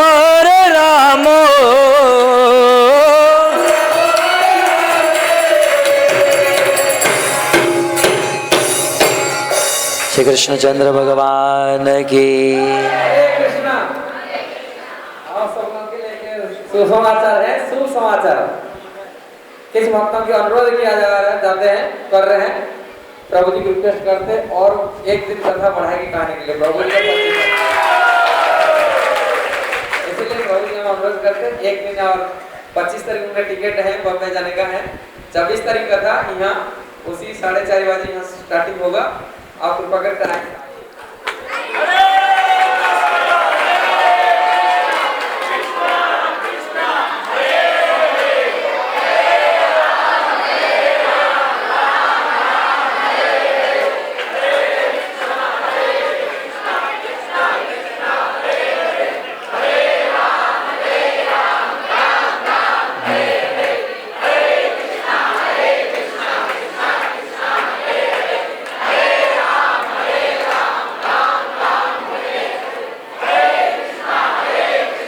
कृष्णा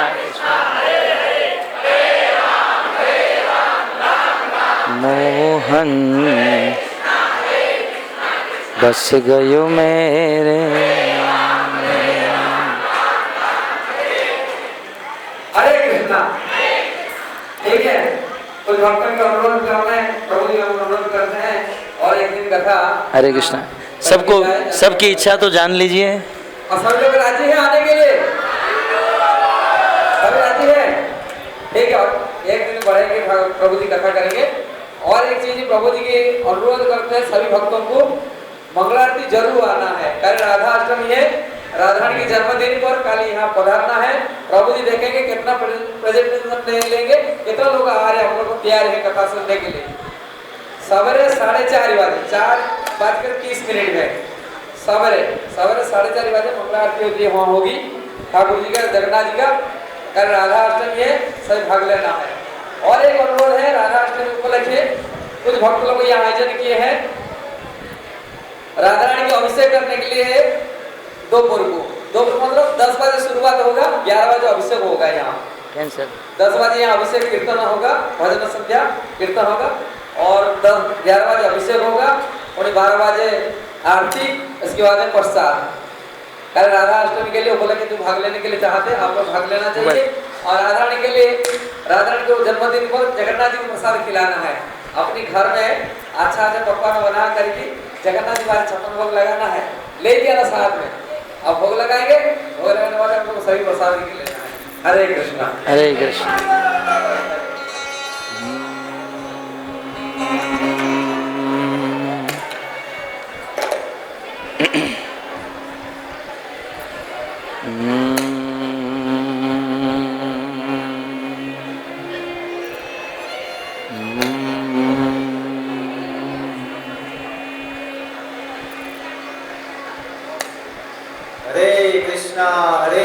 कृष्णा कृष्णा कृष्णा हरे हरे, हरे राम राम राम हरे हरे।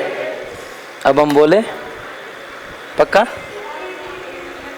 नहीं, कुछ लोग बात करना है तो कर लीजिए।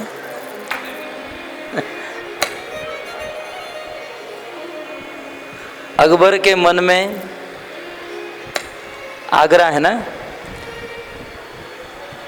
अकबर के मन में एक दिन सूझी, सुबह सुबह उठकर उनके मन में, अब राजा तो अपने मन के मालिक होते हैं,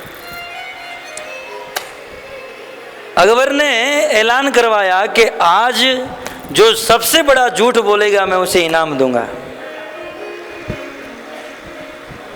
क्योंकि घटना आई इसलिए कह देता हूं। क्या हो रहा है? अकबर ने एक दिन इनाम रखा कि आज जो सबसे बड़ा झूठ बोलेगा मैं उसे इनाम दूंगा। करोड़ों का इनाम था। तो अकबर के राज्य में अनेकों लोग तैयार हो गए और जितने भी लोग झूठ बोलने वाले थे एक के बाद एक को बुलाया गया। किसी ने कहा आज सूर्य पश्चिम से उदय हुआ। अकबर ने कहा झूठ है लेकिन दम नहीं है इसमें। किसी ने कहा आज गंगा जी विरुद्ध दिशा में बह रही थी। झूठ है लेकिन इसमें इतना दम नहीं है, कोई भारी झूठ होना चाहिए। तो बहुत लोग अपनी अपनी बुद्धि से झूठ बोले लेकिन अकबर खुश नहीं हुए। अकबर को ये भारी झूठ नहीं लगा। संध्या का समय हो गया। अब अकबर अपने घर पर जाने लौट ही रहा था, उसी समय एक व्यक्ति दौड़ता दौड़ता आया। बोले मैं भी भाग लेना चाहता हूँ। चलो इतने लोग भाग लिए, तुम क्या बोलना चाहते हो? बोले अभी अभी मैं एक जगह से आया जहां पर 2 महिला बैठी थी और एकदम शांति थी। अकबर ने कहा हो ही नहीं सकता है। अकबर खुश हो गया और करोड़ों का इनाम दे दिया। बोले 2 महिला मिलकर और शांति ये कभी हो नहीं सकती।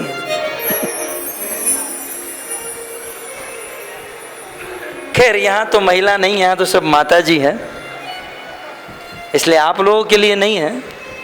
हरे कृष्णा कृष्णा कृष्णा हरे हरे, हरे राम राम राम हरे हरे।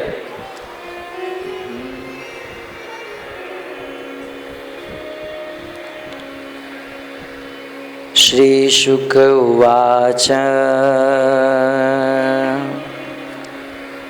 स्तुवतस्य भगवान् दर्शयित्वा जले वपु भूय समाहरत कृष्णो नटो नाट्यमिवात्मनः।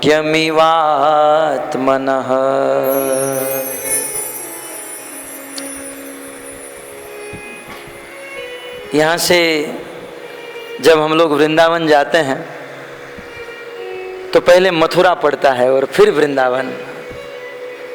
तो हमने भी मन में सोचा कि आगरा के निकट मथुरा है, तो लगभग हम लोग मथुरा वाले ही समझिए क्योंकि मथुरा निकट है।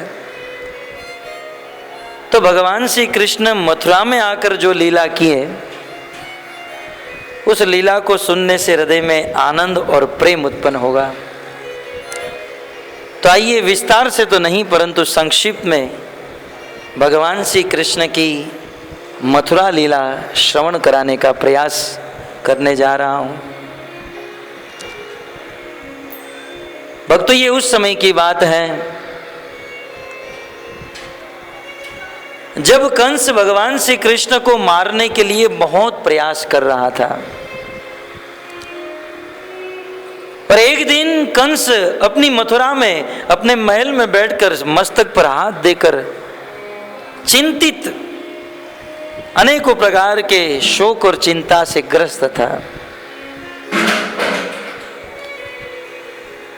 और उसी समय समस्त देवताओं ने मिलकर नारद मुनि को कंस के पास भेजा। देवताओं के लोक में एक चिंता थी, भगवान श्री कृष्ण कब कंस और अन्य असुरों का वध करेंगे। और कृष्ण जब तक ब्रज से बाहर नहीं निकलेंगे, कृष्ण ब्रज को छोड़कर मथुरा में नहीं आएंगे, तब तक ये कंस आदि राक्षस मरेंगे नहीं। अब कृष्ण को ब्रज से कैसे बाहर किया जाए। तब समस्त देवताओं ने नारद मुनि को चुना और नारद जी को कहा महाराज आप एक हमारा काम कर दीजिए। बोले क्या? बोले आप तो आपके दिमाग में अनेकों उपाय हैं, अनेकों प्लान हैं, आप कैसे भी करके कृष्ण को ब्रज से मथुरा में लेकर आइए। देवताओं की बात नारद मुनि ने स्वीकार की। कंस अपने महल में चिंतित बैठा था, उसी समय नारद मुनि आए और कंस को चिंतित देखा। भक्तों, कौन व्यक्ति कितना चिंता में है उस व्यक्ति को पूछने की जरूरत नहीं, उसके मुख को आप देख लीजिए, पता चल जाएगा ये कितना चिंता में। किसी मनुष्य ने लिखा है, face is index of the heart. ये हमारा जो फेस है, मुख है, ये हमारे हृदय की इंडेक्स है, अनुक्रम मणिका है। और संसार में प्रायः देखा जाता है कि लोग रात दिन मेहनत करते हैं और चिंतित रहते हैं। हम देखते हैं ना, सुबह से लेकर शाम तक व्यक्ति काम करता है और फिर ऑफिस से घर पर आता है और उसके मुख के ऊपर आप बहुत विचार करो, बहुत सोचो, तब यही निर्णय आता है कि मनमोहन सिंह ने पूरे भारत का भार इसी को सौंप दिया है। इतना टेंशन में होता है बेचारा। एक पत्नी और 2 बच्चे को संभालने में व्यक्ति पूरा चिंतित। भक्तों, ये चिंता जो है बहुत दुख देने वाली है। आचार्यों ने लिखा है, चिंता और चिता ये दोनों समान शब्द हैं, अनुस्वार मात्र भेद।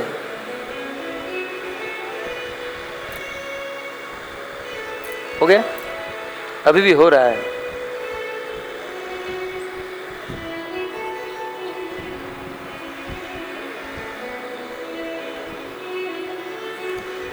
चिंता और चिता में क्या अंतर है? बोले मात्र एक बिंदी का अंतर है, चिता और चिंता। ये दोनों में अंतर क्या है? दोनों जलाने का काम करती है, लेकिन दोनों में से सबसे ज्यादा कौन जलाती है? बोले चिंता चिता अपि गरीयसी। चिंता जो है चिता से भी ज्यादा जलाती है, क्योंकि चिता तो मरे हुए शव को जलाती है और चिंता जीते जी व्यक्ति को रात दिन जलाती रहती। चिंता। और संसार में ऐसा कौन व्यक्ति है जिसके जीवन में चिंता न हो? सब लोग को चिंता है, बच्चे से लेकर बूढ़े तक। हमारा क्या होगा, बच्चों का क्या होगा, घर का क्या होगा, फलाने का क्या होगा, सब लोग को चिंता है।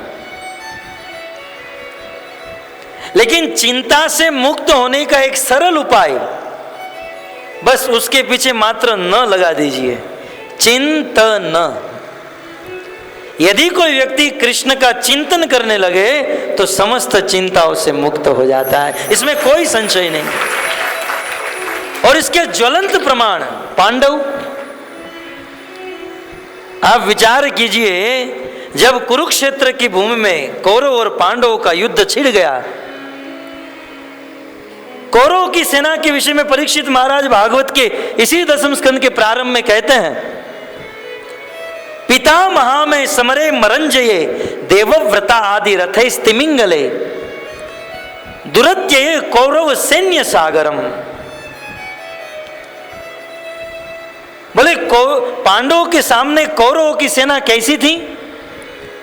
कहते हैं सागरम, एक समुद्र के समान विशाल सेना खड़ी थी। दुरत्ये, जिस सेना को हराना, जिसको पार पाना अत्यंत कठिन, अत्यंत मुश्किल, और उस कौरवों की समुद्र के समान विशाल सेना में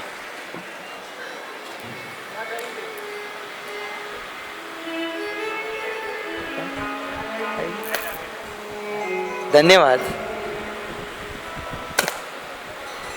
एक क्या हो रहा है? कर कर कर कर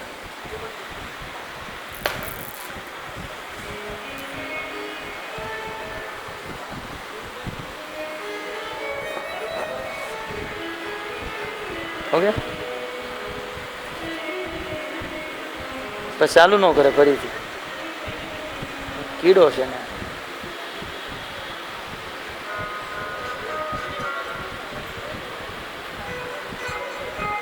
મોઢું હરખું રાખો, દાંત કાઢો।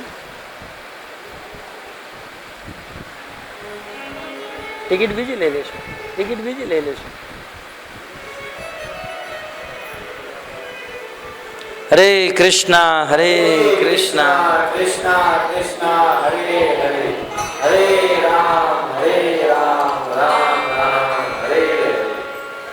બધા મારામાં શીખતા હોય हरे कृष्णा શીખે છે कृष्णा બધા कृष्णा कृष्णा हरे हरे हरे राम राम राम हरे हरे।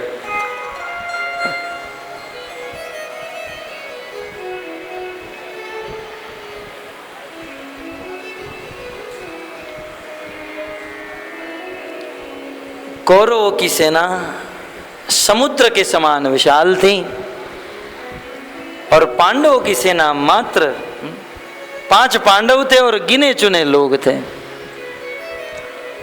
परंतु फिर भी पांडवों को किसी भी प्रकार की चिंता नहीं थी। महाभारत में प्रसंग है कि जब कुरुक्षेत्र की भूमि में पितामह भीष्म दुर्योधन की सेना में, कौरवों की सेना में सेनापति के पोस्ट पर थे। बहुत बड़े योद्धा थे, हजारों रथी अतिरथी को मारते थे। परंतु पितामह भीष्म 8 दिन तक किसी को नहीं मारे, पांडवों में से कोई नहीं मरा। तो एक दिन की बात, 8वें दिन की रात को दुर्योधन पितामह भीष्म की शिविर में गया और पितामह भीष्म को ललकारने लगा, पितामह आप मेरे पक्ष से युद्ध कर रहे हो लेकिन पांडवों का पक्ष ले रहे हो। आप भोजन मेरा कर रहे हो लेकिन पक्ष पांडव का। निश्चित आप पांडव से प्रेम करते हो। पितामह आप जिस थाली में खाते हो उसी थाली में छेद कर रहे हो, नमक हरामी कर रहे हो। उसी समय पितामह भीष्म को क्रोध आया और कह दिया, बस युवराज अब एक शब्द भी आगे मत बोलना। यदि ऐसा ही है तो आज यह पितामह भीष्म प्रतिज्ञा लेता है कि कल 9वें दिन के युद्ध में मैं पांडवों में से किसी एक को मार डालूंगा। भक्तों, ये पितामह भीष्म की प्रतिज्ञा थी, याद रखिए। ये जो बोलते थे वो होकर रहता था। यद्यपि इनका नाम देवव्रत था लेकिन इसकी प्रतिज्ञा इतनी भीषण होती थी, इनका नाम ही हो गया भीष्म। तो पितामह भीष्म ने प्रतिज्ञा ली, पांडवों में से किसी एक को मारूंगा। और यह बात भगवान श्री कृष्ण को पता चली। वेदाम समतितानि, भूत भविष्य वर्तमान सबके विषय में जानने वाले कृष्ण तुरंत पांडवों के पास गए। युधिष्ठिर, नकुल, सहदेव, भीम, अर्जुन ये सब लोग सो रहे थे। कृष्ण ने जाकर युधिष्ठिर को, भीम को, अर्जुन को जगाया। पांडवों जगो, क्या हुआ? बोले तुम्हारे बाप ने प्रतिज्ञा ली कि कल तुम 5 में से एक मरोगे। फिर भी पांडव इतने निश्चिंत थे, कोई चिंता नहीं। बोले मरेंगे तो मरेंगे, क्यों परेशान कर रहे हो? ठीक से सो रहे हैं तो सोने दो ना हमको। पांडव लोग सो गए। यदि आपको कहा जाए कि कल सुबह आप लोग मरोगे, आपको एक ऐसा रोग हुआ है, कल आप मर जाओगे, नींद आएगी? हैं? लेकिन तुरंत युधिष्ठिर महाराज आदि पांडव सो गए। कृष्ण ने कहा आपको चिंता नहीं हो रही है? बोले हमें काहे की चिंता है? बोले कुछ करो, कल मर जाओगे, अपने जीने का उपाय ढूंढो। बोले हम क्यों ढूंढे? ब्रह्मा जी की बनाई हुई इतनी बड़ी सृष्टि में यदि एक जीव मर भी जाता है तो क्या फर्क पड़ता है? इतना कह के पांडव सो गए, लेकिन सोते सोते एक बात बोलते गए, कृष्ण हम मर जाएंगे, हमको कोई फर्क नहीं पड़ेगा, परंतु यदि कल हम मर गए तो कल सुबह टाइम्स ऑफ इंडिया में आएगा कृष्ण के भगत थे और मारे गए, आपका नाम बिगड़ेगा। यदि आपको अपना नाम बचाना है तो हमारी रक्षा कीजिए। आपको यदि अपना नाम बचाना है तो हमारी रक्षा कीजिए, क्योंकि हमने तो हमारे जीवन का सारा भार आपके हाथों में सौंप दिया है। अब सौंप दिया इस, बस बस बस, कंट्रोल कंट्रोल, समय नहीं है। पहले से हम लोग कम वक्त हैं।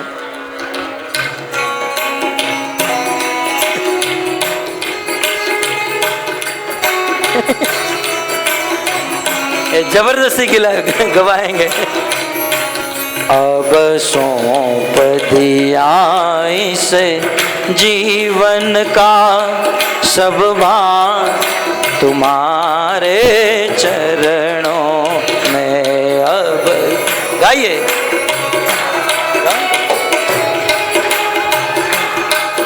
सब भार,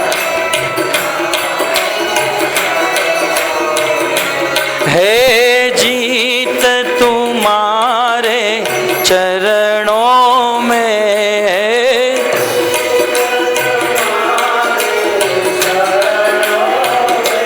है जीत तुम्हारे चरणों में,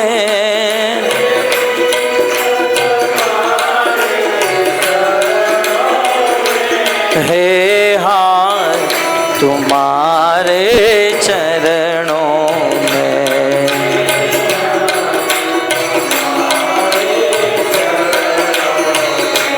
अब सौंप दिया इस जीवन का सब भार तुम्हारे चरणों में।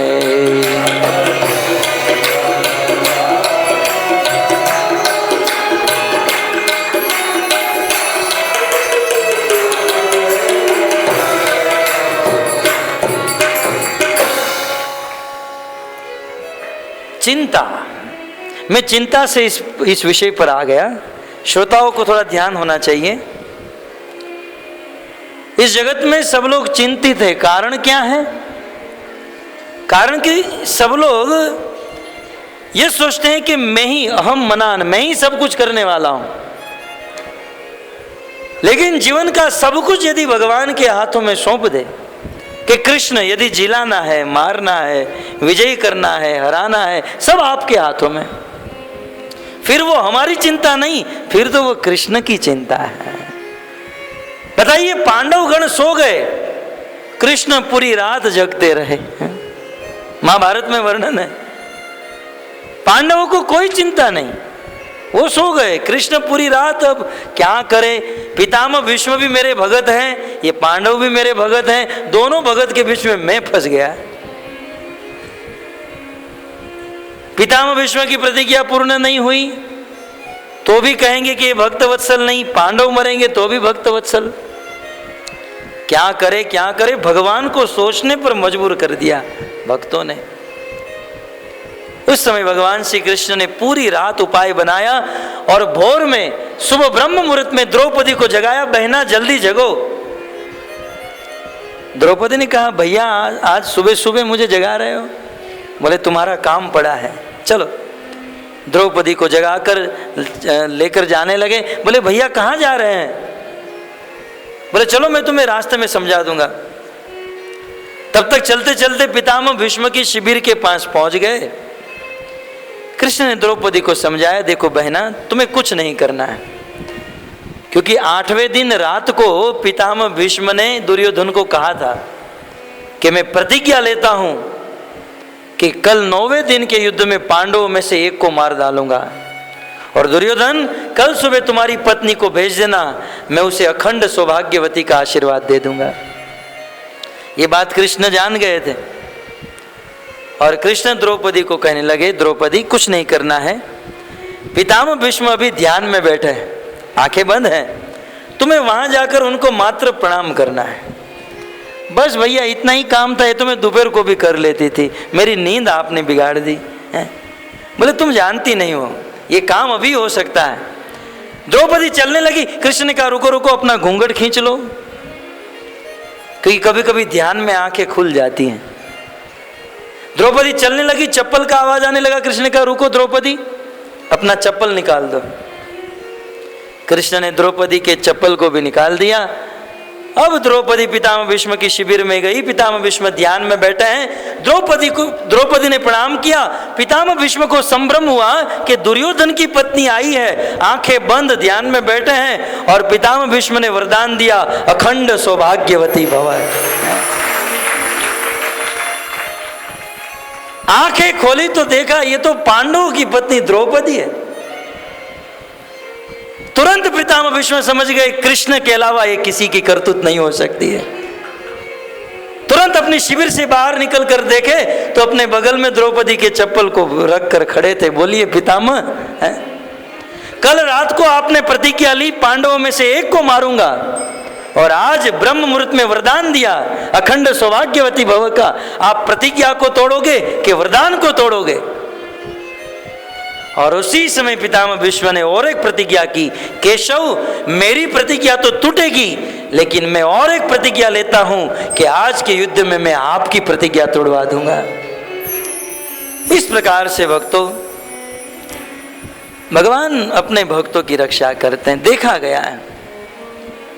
पितामह भीष्म भी अपनी स्तुति में कहते हैं कि हे कृष्ण, आप अपने भक्तों की रक्षा कैसे करते हो ये दुनिया के लोग क्या जाने, मैं जानता हूं।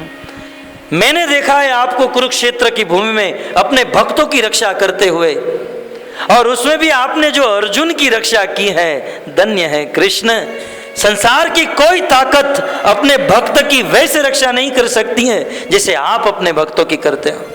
और इतिहास साक्षी है, हिरण्याकश्यप ब्रह्मा जी का भक्त था, लेकिन ब्रह्मा जी हिरण्याकश्यप को बचा नहीं पाए। भगवान नरसिंहदेव जब हिरण्याकश्यप को फाड़ रहे थे, ब्रह्मा जी अपने भक्त की रक्षा नहीं कर पाए।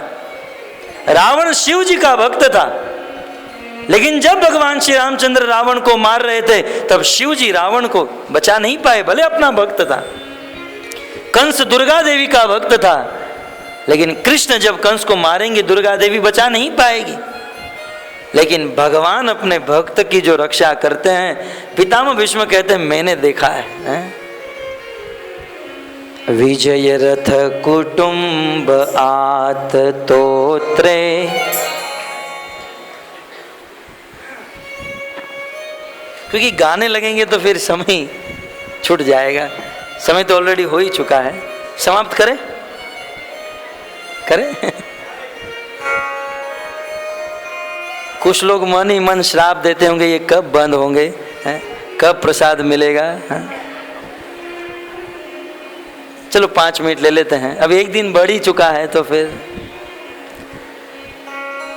कृष्ण मैं जानता हूं आप अपने भक्तों की रक्षा, आपने अर्जुन का रथ आपके लिए क्या था, तो कहते हैं विजय रथ। विजय अर्जुन का एक नाम है विजय। विजय का रथ आपके लिए कुटुंब के समान था। अर्जुन का रथ ही आपका कुटुंब था। कभी कभी आप लोगों ने देखा है, कोई गाड़ी का ड्राइवर होता है तो गाड़ी में ही सोता है, गाड़ी में ही रहता है, गाड़ी में ही भोजन करता है, उसी को साफ करते रहता है, उसी को चलाता है, गाड़ी ही उसका कुटुंब बन जाता है ना। ये रिक्शा चलाने वाले और सबको देखा होगा। तो कृष्ण अर्जुन का रथ ही आपका कुटुंब। और उसका दूसरा भाव क्या है, जैसे एक गृहस्थ अपने कुटुंब की रक्षा करने के लिए झूठ भी बोलना पड़े, है ना, पाप भी करना पड़े तो कर देता है। तो बताइए इनमें से कौन सच बोलकर पैसे कमाते हैं? बनिया वाले कहते हैं गेहूं हमें 10 रुपए में मिलता है उसको 6 रुपए में। सब झूठ तो बोलना ही है। जैसे गृहस्थ झूठ बोलकर अनीति करके भी अपना कुटुंब चला लेता है, वैसे कृष्ण ने अनीति करके झूठ बोल के भी अर्जुन की रक्षा की।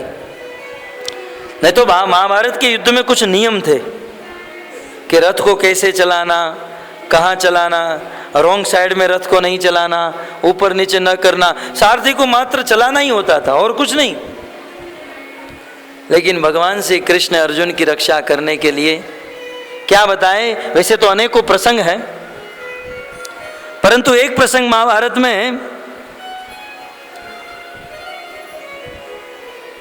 जब कौरवों के द्वारा पांडव जब मर नहीं रहे थे,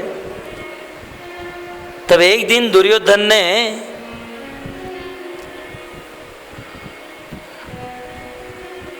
क्या नाम था, भूरिश्रवा दुर्योधन के पक्ष में एक योद्धा था जिसका नाम था भूरिश्रवा। ये भूरिश्रवा ने शिवजी की उपासना की, शिवजी प्रकट हुए और शिवजी ने भूरिश्रवा को एक गदा दी। गदा जानते ना, और गदा देकर कहा भूरिश्रवा ये गदा तुम जिस पर निशाना लेकर छोड़ोगे उसको मारकर ही वापस आएगी, लेकिन ध्यान रहे जो युद्ध नहीं करता है उनके ऊपर यदि गदा छोड़ोगे तो तुम्हारी मृत्यु हो जाएगी। बोले कोई बात नहीं। ये गदा भूरिश्रवा के पास थी। दुर्योधन को याद आया, बोले मित्र भूरिश्रवा तेरे पास तो वो गदा है और कल ये गदा अर्जुन के ऊपर छोड़ दे। सबका निशाना अर्जुन, क्योंकि अर्जुन यदि मरेंगे तो फिर पांडवों को जीतना मुश्किल नहीं है। सर्वश्रेष्ठ धनुर्धर की पोस्ट पर थे। दूसरे दिन भूरिश्रवा के सामने अर्जुन का रथ आया और भूरिश्रवा उस गदा का निशाना लेकर आधे घंटे तक निशाना लेता था, और जैसे ही अर्जुन के ऊपर छोड़ने जाता था भगवान कृष्ण अपने रथ को रॉन्ग साइड में लेकर चले जाते थे, निशाना चूक जाता था।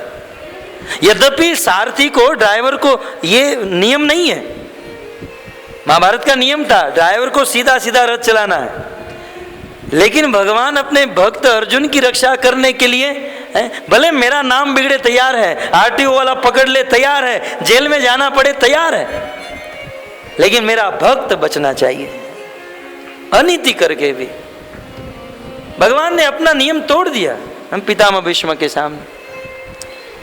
तो भूरिश्रवा फिर से निशाना लेता था, जैसे ही निशाना लगता था कृष्ण अपने रथ को नीचे कर देते थे, निशाना चूक जाता था, कभी नीचे कभी ऊपर, दाएं बाएं आगे पीछे।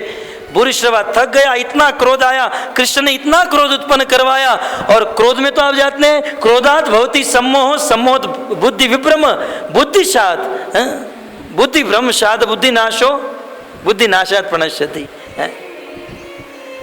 कहते हैं क्रोध उत्पन्न होने से बुद्धि भ्रमित हो जाती है, और बुद्धि भ्रमित होने से स्मृति शक्ति का नाश हो जाता है।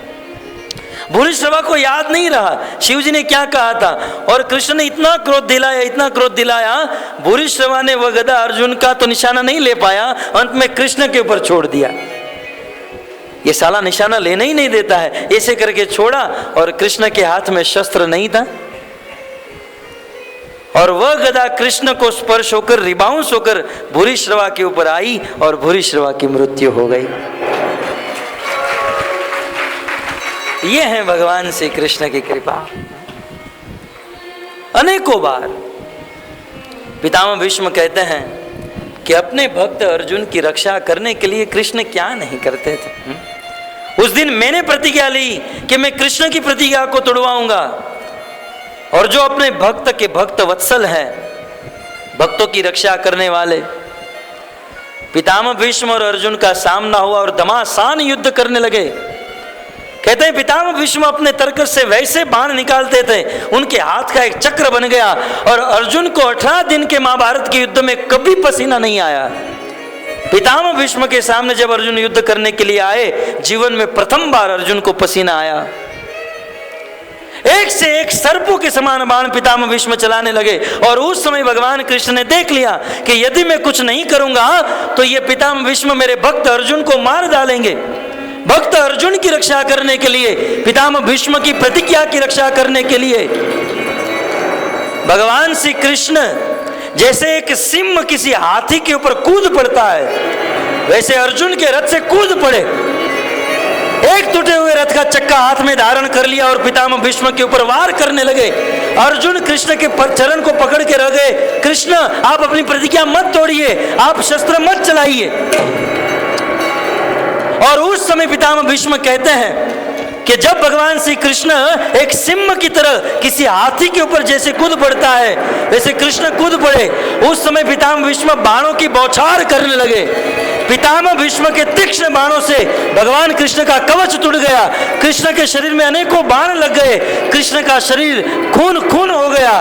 लेकिन फिर भी भगवान श्री कृष्ण ने अपना शस्त्र चलाकर पितामह भीष्म को गिराया और अर्जुन की रक्षा कर ली। यह है अपने भक्त की भक्त वत्सलता। तो इस प्रकार से जब भगवान श्री कृष्ण के द्वारा पितामह भीष्म गिरे, उस समय पितामह भीष्म बोले थे, केशव कृष्ण आप अधर्म कर रहे हो, आपकी प्रतिज्ञा थी आप शस्त्र धारण नहीं करोगे।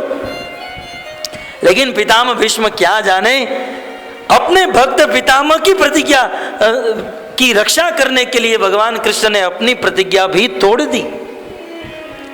कई बार मन में प्रश्न होता है कि कृष्ण ने अपनी प्रतिज्ञा तोड़ी तो कृष्ण ने सोचा नहीं होगा संसार वाले क्या कहेंगे। भक्तों, संसार वाले कुछ भी कहे, कृष्ण को संसार की नहीं पड़ी है, बस कृष्ण अपने भक्त की प्रतिज्ञा रखते हैं। इसलिए तो कहने वाले ने कहा है, प्रबल प्रेम के पाले पड़कर प्रभु का नियम बदलते देखा, अपना मान टले टल जाए, पर भक्त का मान न टलते देखा। अपना मान भले चला जाए परंतु भक्त का मान, भक्त की चिंता को भगवान सदैव दूर करते हैं। तो जो चिंता से मैं इतनी बड़ी लीला पर चला गया, मैं तो कथा कंस की कर रहा था कि कंस बहुत चिंतित था और नारद जी वहां पर आए और कंस को चिंतित देखकर नारद मुनि ने कहा अब कंस को चिंता में रहने देना चाहिए क्योंकि बहुत क्रूर है और दुष्ट है। तो एक काम करते हैं, 24 घंटा कंस को चिंता में रहने देते हैं, भले थोड़ी चिंता करने दो क्योंकि कृष्ण के 6 भाई को मारा है। तो कंस को चिंता में रहने दो। यहाँ पर हम इस सत्र को विराम करते हैं। कल राधाष्टमी है, कल कृष्ण कथा, राधा जी के जन्म की कथा उत्साह से हम लोग यहाँ पर उत्सव मनाएंगे, राधा रानी का उत्सव, नाचेंगे गाएंगे और फिर परसों एक दिन और बढ़ रहा है तो इस कथा को हम पूर्ण करेंगे। तो सभी भक्तों से निवेदन है समय से कथा सत्र में आइए, अपने जीवन को धन्य कीजिए। हरे कृष्णा हरे